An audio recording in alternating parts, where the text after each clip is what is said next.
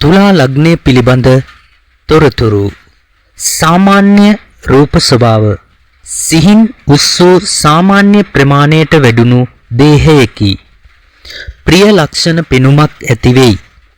තියුණු ඇස් ඇතිවේ. මධ්‍යම වයසෙන් පසු හිසේ පස්සා පැත්ත තට්ටේ පෑදේ. ගතිගුණ.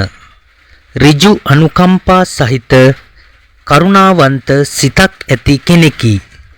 යුක්තියටත් සහයෝගයටත් කරුණාවටත් ගරු කරන්නෙකු වෙයි. සමාදානයට ඊතා අකමැති වෙයි. ඥානයත් සූර ගතියත් වාක් චතුර්යයත් දායාද මෙන් උත්පත්තියෙන් ලැබී තිබේ.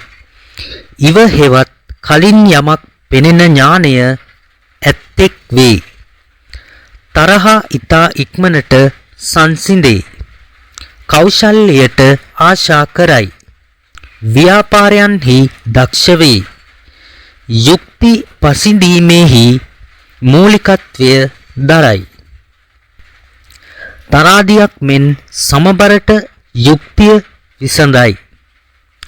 මේෂ ලග්නකාරයා මෙන් නොව තමාගේ පෞද්ගලික සැප පහසුකම් අන්‍යයන් උදෙසා කැපකර තමා දුක් විඳීමට තුලා ලග්නකාරයා කැමැති වෙයි. ආත්මාර්ථයට වඩා පරාර්ථය ගරු කරයි. උසස් සිතුවිලි වේ. ස්වාභාවික සංදර්ශනයට ප්‍රිය වෙයි. වාද විවාදයේදී සමාදානයට ගරු කරයි. මෘදු මිහිරි ගතිය නිසා නිතර ප්‍රිය ස්වභාවයක් ඇති වේ. සමාජයට හිත වේ. ඇවිදීමට හිත වේ. ජන සේවයේදී මූලිකව පෙනේ. අන්‍යයන්ගේ හොඳ හිත දිනා ගැනීමට සමති. මනුෂ්‍යත්වය ඊතා ගරු කොට සලකයි.